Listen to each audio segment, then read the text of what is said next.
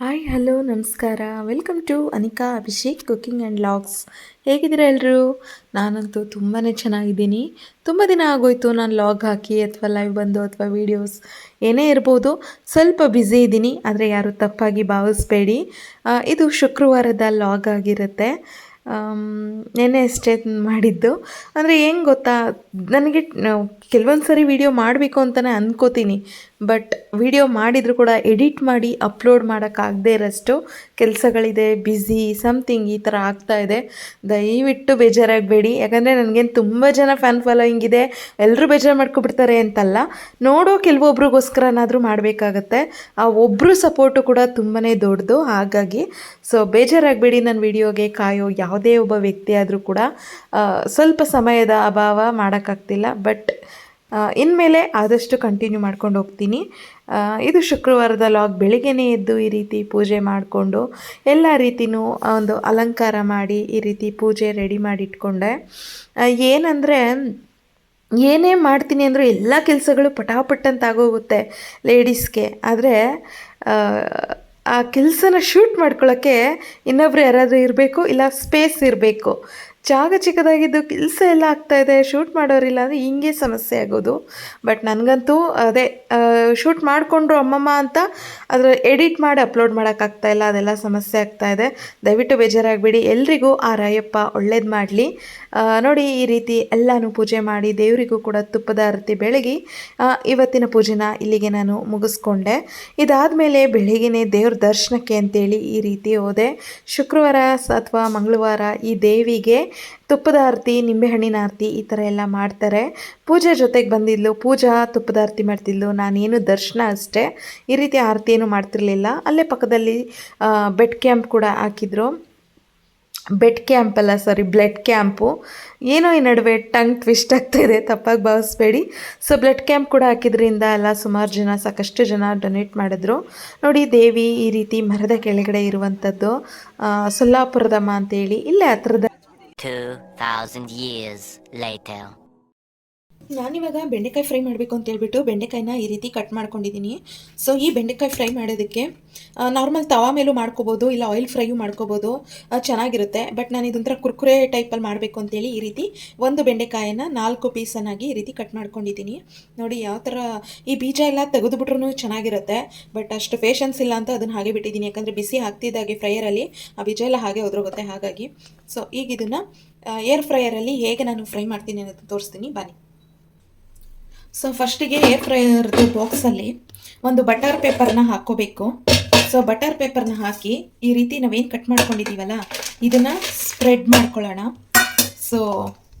ಕೆಳಗಡೆ ಒಂದು butter paper ಇರಬೇಕು, ಅದ್ರ ಮಧ್ಯೆ ಸ್ಪ್ರೆಡ್ ಮಾಡ್ಕೋಬೇಕು. ಇದಾಗಲೇ ನಾನು ಬೆಂಡೆಕಾಯಿನ ಕುರ್ಕುರೆ ಮಾಡಿದ್ದೆ, ಅದೇ ಪೇಪರಲ್ಲೇ ನಾನು ರಿಯೂಸ್ ಮಾಡ್ತಾ ಇದ್ದೀನಿ. ಬೇಕು ಅಂದರೆ ಇನ್ನೊಂದು ಬಟರ್ ಪೇಪರನ್ನು, ಅಥವಾ ಇದಕ್ಕೆ ಸಿಲಿಕಾನ್ ಪ್ಲೇಟ್ಸ್ ಬರುತ್ತೆ ಈ ರೀತಿ ಒಂದು ಫ್ರೈಯರ್ಗಳಿಗೇನೆ, ಅದನ್ನು ತಂದು ಮಾಡ್ಕೋಬೋದು. ನೋಡಿ ಇವಾಗ ಈ ರೀತಿ ಸ್ಪ್ರೆಡ್ ಮಾಡ್ಕೋಬೇಕು ಅಗಲವಾಗಿ. ಫಸ್ಟು ಒಂದು ರೋಲು ಇದನ್ನು ಯಾವುದೇ ಥರ ಮಸಾಲ ಹಾಕದಿರ ಹಾಗೆ ಡ್ರೈ ಆಗಿನೇ ಒಳಗಡೆ ಇನ್ಸರ್ಟ್ ಮಾಡಿ.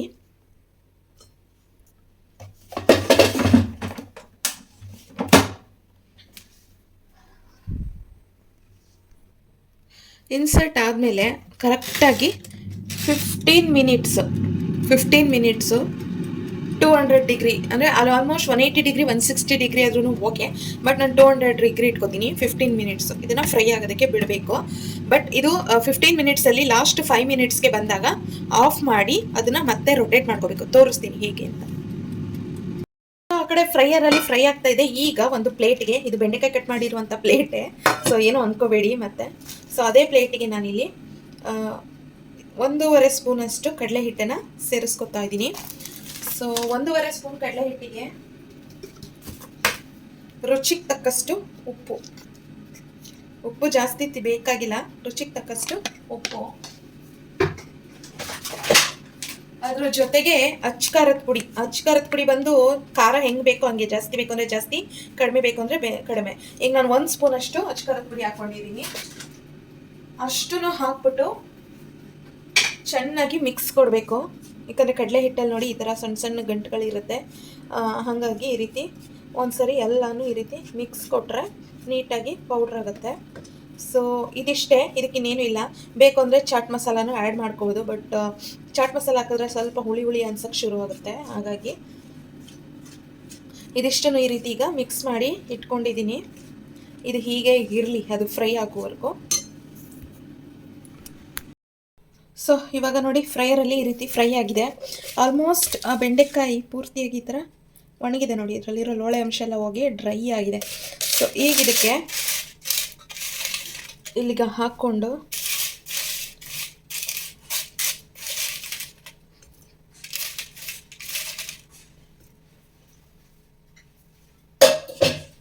ಚೆನ್ನಾಗಿ ಮಸಾಲ ಜೊತೆ ಮಿಕ್ಸ್ ಕೊಡಬೇಕು. ಬೆಂಡೆಕಾಯಿ ಕಡಿಮೆ ಆಯಿತು, ಮಸಾಲ ಜಾಸ್ತಿ ಆಯಿತು ಅಂತ ಅನಿಸುತ್ತಲ್ವ? ಏನೂ ಇಲ್ಲ, ಅದೊಂಥರ ನಾರ್ಮಲ್ ಆಗೋಗುತ್ತೆ. ಈಗ ನೋಡಿ ಹೆಂಗೆ ಅದಕ್ಕೆಲ್ಲ ನೀಟಾಗಿ ಸೆಟ್ ಆಗಬೇಕಲ್ವ, ಮಸಾಲ ಪೂರ್ತಿ ಹಿಡ್ಕೋಬೇಕಲ್ವ, ಹಾಗಾಗಿ ಈಗ ಚೆನ್ನಾಗಿ ಇದನ್ನು ಮಿಕ್ಸ್ ಕೊಟ್ಟಿದ್ದಾಯಿತು. ಈಗ ಇದಕ್ಕೆ ಸ್ವಲ್ಪ ನೋಡಿ ಇಷ್ಟು 1 ಸ್ಪೂನ್ 2 ಸ್ಪೂನಷ್ಟು ನೀರು ಅಷ್ಟೇ, ಅದನ್ನು ಹಾಕ್ಕೊಂಡು ಚೆನ್ನಾಗಿ ಈ ರೀತಿ ಮತ್ತೆ ಮಿಕ್ಸ್ ಕೊಡಬೇಕು. ಮೇಲ್ಗಡೆ 1 ಸ್ಪೂನಷ್ಟು ಎಣ್ಣೆ ಹಾಕೋತೀನಿ ಅಂದರೆ ಹಾಕೋಬೋದು, ಇಲ್ಲ ಪೂರ್ತಿ ಆಯಿಲ್ಲೆಸ್ಸೇ ತಿಂತೀನಿ ಅನ್ನೋರು ಈ ಥರ ಮಾಡಿಕೊಂಡ್ರೆ ಸಾಕು. ನೋಡಿ ಚೆನ್ನಾಗಿ ಬೆಂಡೆಕಾಯಿಗ ಮಸಾಲ ಎಲ್ಲ ಸೆಟ್ ಆಗ್ತಾ ಇರುತ್ತೆ. ಸೊ ಸ್ವಲ್ಪ ಡ್ರೈ ಅನಿಸಿದ್ರೆ ಈ ರೀತಿ ಇನ್ನೊಂದು ಸ್ಪೂನಷ್ಟು ನೀರನ್ನು ಹಾಕ್ಕೋಬೋದು. ಈಗ ನಾವು ಬಜ್ಜಿ ಎಲ್ಲ ಮಾಡಿದ್ರೆ ಸೆಟ್ ಆಗುತ್ತೆ ಗೊತ್ತಾ, ಅದಕ್ಕೆಲ್ಲ ಹೋಗಬಾರ್ದು. ಇದು ಡ್ರೈ ಆಗೇ ಇರಬೇಕು, ಬಟ್ ಜಾಸ್ತಿ ಆ ಮಸಾಲ ಎಲ್ಲ ಬೆಂಡೆಕಾಯಿಗೆ ಸ್ಟಿಕ್ ಆಗಬೇಕು, ಆ ರೀತಿ ಕರಗಿಸ್ಕೋಬೇಕಾಗತ್ತೆ. ನೋಡಿ ಈಗ ಆಲ್ಮೋಸ್ಟ್ ಎಲ್ಲ ಬೆಂಡೆಕಾಯಿ ಪೀಸಸಲ್ಲೂ ಮಸಾಲ ಚೆನ್ನಾಗಿ ಸೆಟ್ ಆಗಿದೆ. ಈಗ ಇದನ್ನು ಮತ್ತೆ ಫ್ರೈಯರ್ಗೆ ಹಾಕ್ಕೊಳ್ಳೋಣ. ಯಾವುದ್ರ ಮೇಲೆ? ಬಟರ್ ಪೇಪರ್ ಮೇಲೆ. ಸೊ ಬಟರ್ ಪೇಪರ್ ಮೇಲೆ ಮತ್ತೆ ಹಾಕ್ಕೊಂಡ್ರೆ ಇದು ಆಟೋಮೆಟಿಕ್ಕಾಗಿ ಈ ಏನು ಕಚ್ಕೊಂಡಿದ್ದಿಲ್ಲ ಒಂದಕ್ಕೊಂದು ಹಿಟ್ಟಿಂದ ತಾನೇ ಸ್ಪ್ಲಿಟ್ ಆಗುತ್ತೆ, ನೀಟಾಗಿ ಎಲ್ಲನೂ ಫ್ರೈ ಆಗುತ್ತೆ. ತೋರಿಸ್ತೀನಿ ನಿಮಗೆ ಯಾವ ಥರ ಆಗಿರುತ್ತೆ ಅನ್ನೋದನ್ನು. ಈಗಾಗಲೇ 1 ರೌಂಡ್ ಮಾಡಿ ಆಯಿತು, ಇದು 2nd ರೌಂಡು ನಿಮಗೆ ತೋರಿಸೋಣ ಒಂದು ವೀಡಿಯೋ ಅಂದ್ಬಿಟ್ಟು ಈ ರೀತಿ ಮಾಡಿಕೊಂಡೆ. ಸೊ ನೋಡಿ ಈ ಥರ ಸ್ಪ್ರೆಡ್ ಮಾಡ್ಕೋಬೇಕು, ಅಗಲ ಮಾಡ್ಕೋಬೇಕು.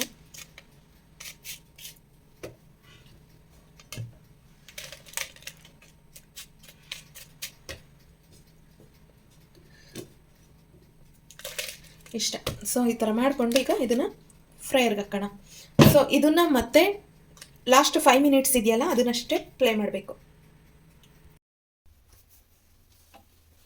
ಸೊ ಫೈನಲಿ ಆಫ್ ಆಗಿದೆ. ಈಗ ಇದನ್ನು ನೋಡೋಣ ಏನಾಗಿದೆ ಅಂತ.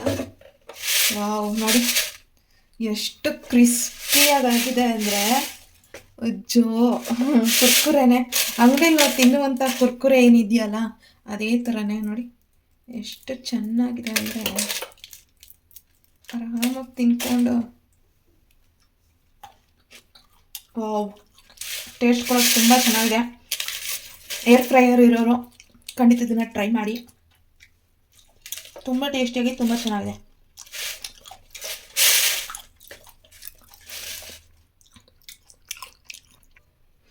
ಬೆಂಡೆಕಾಯಿ ಅಂತಲೇ ಗೊತ್ತಾಗಲ್ಲ, ಅಷ್ಟು ಚೆನ್ನಾಗಾಗಿದೆ. ತುಂಬ ಚೆನ್ನಾಗಿದೆ, ತುಂಬ ಟೇಸ್ಟಿಯಾಗಿದೆ, ಕ್ರಿಸ್ಪಿಯಾಗಿದೆ, ಆಯಿಲ್ಲೆಸ್ಸು. ಡಯಟ್ ಮಾಡೋರಿಗೆಲ್ಲ ಒಳ್ಳೆ ರೆಸಿಪಿ ಅಂತ ಹೇಳ್ಬೋದು. ಮಾಡ್ಕೊಂಡು ಟ್ರೈ ಮಾಡಿ ನಿಮ್ಮ ಮನೇಲಿ ನೀವು. So finally sambar plan cancel ಆಯಿತು. ಬಸ್ಸಾರು ಮಾಡಬೇಕು ಅಂತ ಅಂದ್ಕೊಂಡಿದ್ದೆ, ಬಟ್ ಬಸ್ಸಾರು ಮಾಡೋಕ್ಕಾಗಲ್ಲ, ಬೇಡ ಅಭಿ ರಾಗಿ ರೊಟ್ಟಿ ತಿನ್ನಬೇಕು, ತುಂಬ ದಿನ ಆಗೋಯ್ತು ಅಂತ ಹೇಳಿದ್ರು. ಹಾಗಾಗಿ ಈಗ ರಾಗಿ ರೊಟ್ಟಿ ವಿತ್ ಸೊಪ್ಪಿನ ಪಲ್ಯ ಪ್ರಿಪ್ರೇಷನಲ್ಲಿದ್ದೀನಿ. ನೋಡಿ ಇದು ಈರುಳ್ಳಿ ಸೊಪ್ಪಿನ ಪಲ್ಯಕ್ಕೆ, ಅದೇ ನಾವೇನು ಬೇಯಿಸಿದ್ದೀವಲ್ಲ ದಂಟಿನ ಸೊಪ್ಪು, ಅದಕ್ಕೆ. ಇದು ಬಂದು ರಾಗಿ ರೊಟ್ಟಿಗೆ ಕ್ಯಾರೆಟು, ಕಾಯಿ ತುರಿ, ಹಾಗೆ ಹಸಿಮೆಣ್ಸಿನ್ಕಾಯಿ, ಸ್ವಲ್ಪ ಈರುಳ್ಳಿ, ಇನ್ನು ಜೀರಿಗೆ ಅದೆಲ್ಲ ಹಾಕ್ಕೊತೀನಿ. ಸೊ ಇದಿಷ್ಟು ಮೊಳಕೆ ಕಾಳಿದೆ ಸ್ವಲ್ಪ. ಸೊ ಮೊಳಕೆ ಕಾಳನ್ನು ಸ್ವಲ್ಪ ಸೈಡ್ ಡಿಶ್ ಆಗಿ ಮಾಡಬೇಕು, ಅದಕ್ಕೂ ಸ್ವಲ್ಪ ಐಟಮ್ಸ್ ಬೇಕು, ತೊಗೊಂಡಿದ್ದೀನಿ. ಸೊ ಟೋಟಲ್ ಆಗಿ ಇಷ್ಟು ಐಟಮ್ ಕಟ್ ಮಾಡಿ ಇಟ್ಕೊಂಡಿದ್ದೀನಿ. ಬನ್ನಿ ಏನೇನು ಮಾಡ್ತೀನಿ ನೋಡೋಣ. ಸೊ ಮೊದಲು ಒಂದು ಬಾಣಲಿ ತೊಗೊಂಡು ಅದಕ್ಕೆ ಸ್ವಲ್ಪ ಎಣ್ಣೆನ ಹಾಕೋತಾ ಇದ್ದೀನಿ. ಇದು ಬಂದು ಮೊಳಕೆ ಕಾಳಿಂದು ಫ್ರೈ ಮಾಡೋಣ ಅಂತ. ಆಯಿಲ್ ಸ್ವಲ್ಪ ಜಾಸ್ತಿನೇ ಆಯಿತು ಅನಿಸುತ್ತೆ. ಸ್ವಲ್ಪ ಮಸಾಲ ಎಲ್ಲ ಫ್ರೈ ಮಾಡೋದ್ರಿಂದ ಇಷ್ಟು ಇರಲೇಬೇಕು. ಸೊ ಎಣ್ಣೆ ಕಾಯ್ತಾ ಇದೆ. ಇದಕ್ಕೆ ಸ್ವಲ್ಪ ಜೀರಿಗೆ, ಅದ್ರ ಜೊತೆಗೆ ಸ್ವಲ್ಪ ಸಾಸಿವೆ ಎರಡೂ ಹಾಕ್ಬಿಟ್ಟು ಸ್ವಲ್ಪ ಕರಿಬೇವಿನ ಸೊಪ್ಪನ್ನು ಯೂಸ್ ಮಾಡೋಣ. ಒಂದು ಒಣಗಿದ ಬ್ಯಾಡಗಿ ಮೆಣಸಿನ್ಕಾಯಿ ಹಾಕ್ಕೊಂಡಿದ್ದೀನಿ. ಇಷ್ಟನ್ನು ಹಾಕ್ಬಿಟ್ಟು ನೀಟಾಗಿ ಅದು ಆಲ್ಮೋಸ್ಟ್ ಪಟ ಅಂತ ಇದೆ. ಈಗ ಇದಕ್ಕೆ ಸ್ವಲ್ಪ ಈರುಳ್ಳಿನ ಹಾಕೋತಾ ಇದ್ದೀನಿ, ಜಾಸ್ತಿ ಏನೂ ಇಲ್ಲ, ಲೈಟಾಗಿ, ತುಂಬ ಓವರಾಗೂ ಹಾಕ್ಬಾರ್ದು ಈರುಳ್ಳಿ. ಈರುಳ್ಳಿ ಹಾಕಿ ಚೆನ್ನಾಗಿ ಈ ರೀತಿ ಫ್ರೈ ಆದಮೇಲೆ ಈಗ ಇದಕ್ಕೆ ಹಸಿಮೆಣಸಿನ್ಕಾಯಿ ಹಾಕೋತಾ ಇದ್ದೀನಿ.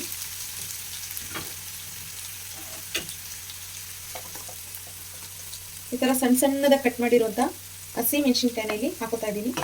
ಇದು ಚೆನ್ನಾಗಿ ಈಗ ಫ್ರೈ ಆಗಬೇಕು, ಅಂದರೆ ಈರುಳ್ಳಿ ಗೋಲ್ಡನ್ ಕಲರ್ ಬರೋವರೆಗೂ ಫ್ರೈ ಮಾಡ್ಕೋಬೇಕು.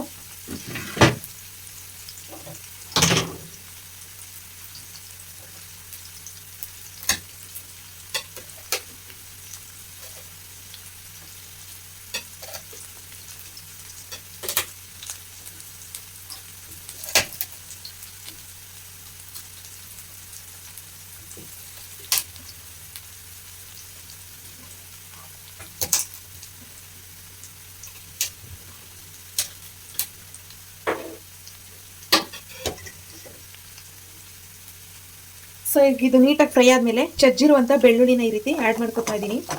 ಬೆಳ್ಳುಳ್ಳಿ ತುಂಬ ಒಳ್ಳೆಯದು, ಡೈಜೆಷನ್ಗೂ ಹೆಲ್ಪ್ ಮಾಡುತ್ತೆ. ಹೆಲ್ತ್ ವೈಸ್ ಬೆಳ್ಳುಳ್ಳಿ ಡೈಲಿ ಒಂದಾದರೂ ತಿಂದರೆ ಒಳ್ಳೆಯದು ಅಂತಾರೆ ಆರೋಗ್ಯ ಅಧಿಕಾರಿಗಳು ಯಾರೇ ಇರ್ಬೋದು. ನೋಡ್ಬೋದು ಕೆಲವೊಂದು ಬುಕ್ಸ್ಗಳನ್ನ ನಾನು ಫ್ರೀ ಟೈಮಲ್ಲಿ ಓದ್ತಿರ್ತೀನಲ್ಲ, ಅದರಲ್ಲಿ ಇರುತ್ತೆ ಕೆಲವೊಂದು ಟಿಪ್ಸು. ಡೈಲಿ ಒಂದು ದಿನಕ್ಕೆ ಒಂದು ಬಾರಿ ಆದರೂ ಒಂದು ಬೆಳ್ಳುಳ್ಳಿ, ಒಂದು ಬಾದಾಮಿ ಆರೋಗ್ಯಕ್ಕೆ ತುಂಬ ಒಳ್ಳೆಯದು ಅಂತಾರೆ. ಸೊ ಹಾಗೆ ಕೆಲವೊಂದು ಅತಿ ಆಗಬಾರ್ದು, ಯಾವುದು ಅತಿ ಆಗಬಾರ್ದು, ಯಾವುದು ಇದಾಗಬಾರ್ದು ಅಷ್ಟೇ. ಈಗ ನೋಡಿ ಇದೆಲ್ಲ ನೀಟಾಗಿ ಫ್ರೈ ಆಗಿದೆ, ಗೋಲ್ಡನ್ ಕಲರ್ ಬಂದಿದೆ. ಈಗ ಇದಕ್ಕೆ ಸ್ವಲ್ಪ ಟೊಮೆಟೊನ ಸೇರಿಸ್ಕೊತಾ ಇದ್ದೀನಿ.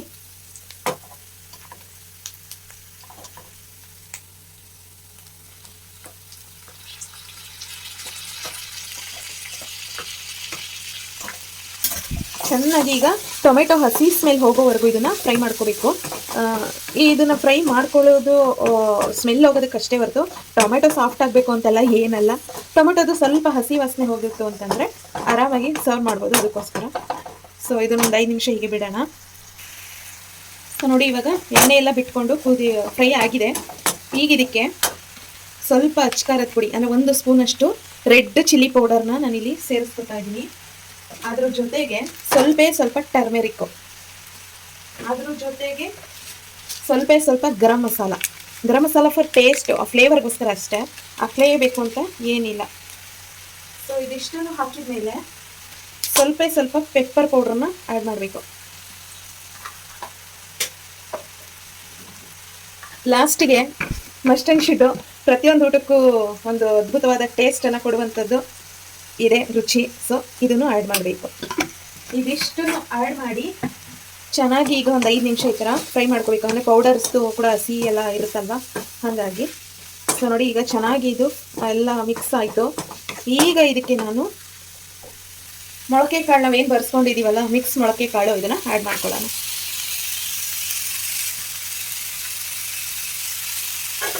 ಇದು ಒಳ್ಳೆ ಸೈಡ್ ಡಿಶ್ಶು. ಈ ಪ್ರೋಟೀನ್ಸು ಅದು ಇದು ತೊಗೋತಾರಲ್ವ, ಅದ್ರ ಬದಲು ಈ ಥರ ತಿಂದ್ರೇ ಬೇಕಾದಷ್ಟು ನ್ಯೂಟ್ರಿಷನ್ಸು, ಪ್ರೋಟೀನು ಎಲ್ಲ ಸಿಗುತ್ತೆ. ಆಮೇಲೆ ಒಂದು ಒಳ್ಳೆ ಊಟಕ್ಕೆ ಒಂದು ಒಳ್ಳೆ ಸೈಡ್ ಡಿಶ್ಶು. ಇದರಲ್ಲಿ ಮೊಳಕೆ ಕಾಳು ಮಸಾಲೆ ಸಾರು ಮಾಡ್ತಾರೆ, ಉಪ್ಸಾರು ಮಾಡ್ತಾರೆ, ಸಪ್ರೇಟ್ ಪಲ್ಯ ಮಾಡ್ತಾರೆ. ಅದಕ್ಕಿಂತ ಇದು ಎಷ್ಟೋ ಬೆಸ್ಟು, ಬೇಗನೂ ಆಗುತ್ತೆ, ಕ್ವಿಕ್ಕಾಗೂ ಆಗುತ್ತೆ. ಬ್ಯಾಚುಲರ್ಸ್ ಕೂಡ ಇದನ್ನು ಆರಾಮಾಗಿ ಮಾಡ್ಕೊಂಡು ತಿನ್ಬೋದು, ಹೆಲ್ತಿ ಆಗಿರ್ಬೋದು. ಇಷ್ಟೇ, ಇದನ್ನು ಹಸಿಯಾಗಿ ಕಾಳು ತಿನ್ನೋಕ್ಕಾಗಲ್ಲ ಅಲ್ವಾ, ಹಾಗಾಗಿ ಈ ಥರ ಒಂದು ಟಚ್ನ ಕೊಟ್ಟರೆ ಈ ಕಡೆ ಮಸಾಲೆ ಇದ್ದಾಗೂ ಆಗುತ್ತೆ, ಆ್ಯಂಡ್ ಕಾಳಲ್ಲಿರೋ ನ್ಯೂಟ್ರಿಷನ್ಸು ಜಾಸ್ತಿ ಫ್ರೈ ಆಗಿ ಹೋಗೋದಿಲ್ಲ, ಬೇಗನೆ ಕ್ವಿಕ್ಕಾಗಿ ಆಗೋದು. ಇಷ್ಟೇ. ಸೊ ರೆಡಿ ಆಯಿತು ಮೊಳಕೆ ಕಾಳಿನ ಪಲ್ಯ. ಈಗ ಇದಕ್ಕೆ ಕೊತ್ತಂಬರಿ ಸೊಪ್ಪು ಹಾಕೋಣ. ಇಷ್ಟೇ, ತುಂಬಾ ಸಿಂಪಲ್ ಆಗಿ, ತುಂಬಾ ಡೆಲಿಷಿಯಸ್ ಆಗಿ ಮೊಳಕೆ ಕಾಳಿನ ಪಲ್ಯ ರೆಡಿ.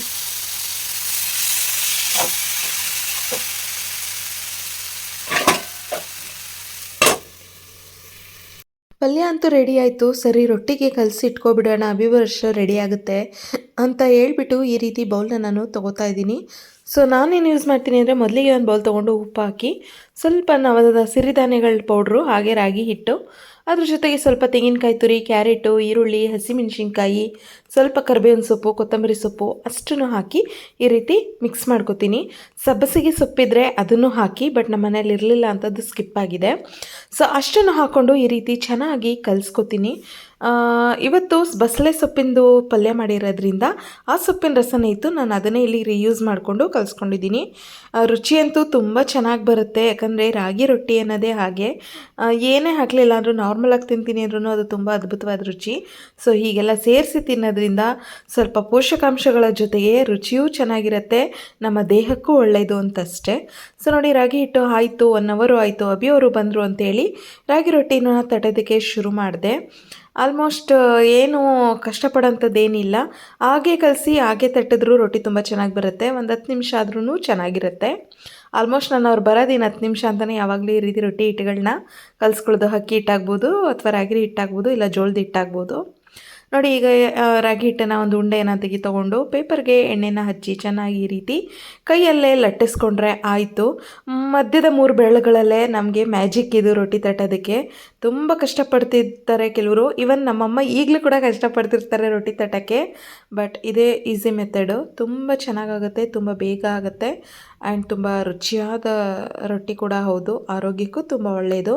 ಯಾರೆಲ್ಲ ರಾಗಿ ರೊಟ್ಟಿ ತಿಂತೀರಾ, ಹಾಗೆ ಅದರ ಬಗ್ಗೆ ಎಷ್ಟು ಮಾಹಿತಿ ಇದೆ ದಯವಿಟ್ಟು ಕಮೆಂಟ್ ಬಾಕ್ಸಲ್ಲಿ ತಿಳಿಸಿ. ನನಗೂ ತಿಳ್ಕೊಳ್ಳೋ ಒಂದು ಕ್ಯೂರಿಯಾಸಿಟಿ ಅಷ್ಟೇ, ಅದಕ್ಕೋಸ್ಕರ ಕೇಳ್ತಾ ಇದ್ದೀನಿ. ಹಾಗೆ ಯಾರೆಲ್ಲ ನನ್ನ ಚಾನಲ್ನ ನೋಡ್ತಾ ಇದ್ದೀರಾ ಎಲ್ರಿಗೂ ತುಂಬ ಹೃದಯದ ಧನ್ಯವಾದಗಳು. ಹೀಗೆ ನನ್ನ ಚಾನಲ್ನಲ್ಲಿ ಬರೋ ವೀಡಿಯೋಸ್ನ ನೋಡಿ ಸಪೋರ್ಟ್ ಮಾಡಿ, ಹಾಗೆ ಲೈಕ್ ಕಮೆಂಟ್ ಕೊಡೋದನ್ನು ಮರಿಬೇಡಿ. ಆ್ಯಂಡ್ ಇದ್ರ ಜೊತೆಗೆ ಹಿಂದಿನ ವೀಡಿಯೋಗಳನ್ನ ನೋಡಿ ಸಪೋರ್ಟ್ ಮಾಡಿ. ಹೀಗೆ ಡೈಲಿ ನೋಡಿ ಸಪೋರ್ಟ್ ಮಾಡ್ತಿರೋರೆಲ್ರಿಗೂ ಥ್ಯಾಂಕ್ ಯು ಸೋ ಮಚ್. ಇದೇ ಥರ ಸಪೋರ್ಟ್ ಮಾಡ್ತಾಯಿರಿ, ಆದರೆ ಪ್ಲೀಸ್ ಸಬ್ಸ್ಕ್ರೈಬ್ ಮಾಡ್ಕೊಂಡು ನೋಡಿ, ಅದು ನನಗೆ ತುಂಬಾ ಸಪೋರ್ಟಿವ್ ಆಗಿರುತ್ತೆ. ಸೊ ರೊಟ್ಟಿ ಎಲ್ಲ ಆಯಿತು, ತಟ್ಟಿದ್ದೆಲ್ಲ ಆದಮೇಲೆ ನಾನು ಈ ರೀತಿ ದೋಸೆ ಹೆಚ್ಚಿಗೆ ಹಾಕ್ಕೊಳ್ತಾ ಇದ್ದೀನಿ. ಸೊ ಚೆನ್ನಾಗಿ ಹಾಕಿ ತಿರುವಿ ಹಾಕಿದಾದ್ಮೇಲೆ ರೊಟ್ಟಿನ ಎರಡೂ ಸೈಡು ಬೇಯಿಸ್ಕೋಬೇಕು. ರೊಟ್ಟಿ ಬೇಯಿಸೋದು ತುಂಬಾ ಸುಲಭ, ಅದು ಏನು ತುಂಬ ಕಷ್ಟ ಇಲ್ಲ. ನಾವೆಷ್ಟು ತೆಳುವಾಗಿ ಅಥವಾ ದಪ್ಪದಾಗಿ ಲಟ್ಟಿಸ್ಕೋತೀವಲ್ಲ ಅದ್ರ ಮೇಲೆ ಡಿಪೆಂಡು. ಮೊದಲ ಸೈಡ್ ನಾವೇನು ಮೇಲ್ಗಡೆ ಹಾಕಿರ್ತೀವಲ್ಲ ಅದು ಸ್ವಲ್ಪ ಬಿಳಿ ಆಗುತ್ತೆ, ಅದಕ್ಕೆ ನೀವು ಎಣ್ಣೆನ ಹಚ್ಕೋಬೋದು, ಇಲ್ಲ ತೇವದ ಬಟ್ಟೆಯಲ್ಲಿ ಕೂಡ ಒರೆಸ್ಕೋಬೋದು, ಆ ಬಿಳಿ ಎಲ್ಲ ನೀಟಾಗಿ ಹೋಗುತ್ತೆ. ನಾನು ತುಪ್ಪ, ಅಭಿಯವರು ಸ್ವಲ್ಪ ತುಪ್ಪ ಇಷ್ಟಪಡ್ತಾರೆ, ಹಾಗಾಗಿ ನಾನು ತುಪ್ಪನ ಹಾಕ್ತೀನಿ. ಎಣ್ಣೆ ಬೇಕಿದ್ರೂ ಹಚ್ಕೋಬೋದು, ರುಚಿಯಾಗಿ ಬರುತ್ತೆ. ಅಕ್ಕಿ ರೊಟ್ಟಿ, ರಾಗಿ ರೊಟ್ಟಿ, ಜೋಳದ ರೊಟ್ಟಿ 3ರಲ್ಲೂ ಹಾಗೆ ಆಗುತ್ತೆ. ಮೇಲೆ ಹಾಕಿದ ತಕ್ಷಣ ಇಲ್ಲೇನು ಕಾಣ್ತಿದೆಯಲ್ಲ ಬಿಳಿಗೆ, ಅದೇ ಥರನೇ ಆಗುತ್ತೆ. ಸೊ ಅದಕ್ಕೆ ಉಪಾಯ ಇಷ್ಟೇ. ಸೊ ತುಂಬಾ ಟೇಸ್ಟಿಯಾದ, ತುಂಬಾ ರುಚಿಯಾದ ರಾಗಿ ರೊಟ್ಟಿ ಫೈನಲಿ ನಮ್ಮ ಮನೇಲಿ ರೆಡಿ ಆಯಿತು.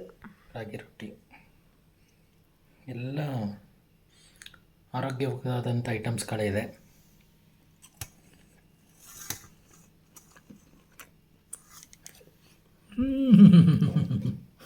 ತುಂಬ ಚೆನ್ನಾಗಿದೆಯಾ? ಓಕೆನಾ? ಗುಡ್. ಓಕೆ, ಎಲ್ರಿಗೂ ಬಾಯ್ ಹೇಳ್ಬಿಡಿ. Bye friends.